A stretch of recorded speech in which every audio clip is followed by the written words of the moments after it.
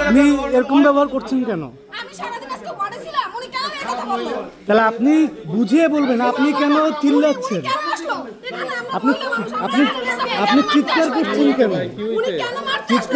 চিৎকার তো করতে পারবেন না। আবারও আপনি সে হাইপ তুলে কথা বলছেন। আপনি শান্ত থেকে কথা বলেন, হাইপ তুলে কেন কথা বলছেন? তিনি কি হন? এই যে যিনি মারা গিয়েছেন তার কি হন আপনি জানেন? মারা গেছে কি জন্য আমরা কেমন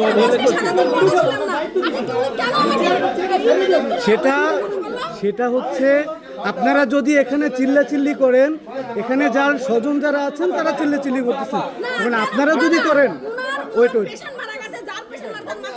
সেটা আপনি কিন্তু তর্কই করছেন। আপনি তর্কই করছেন আপনি তর্ক করছেন কেন?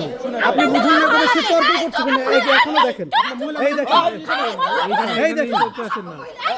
দেখেন। আচ্ছা, আমার কথা আমাকে আসতে বলছেন না, আমাদের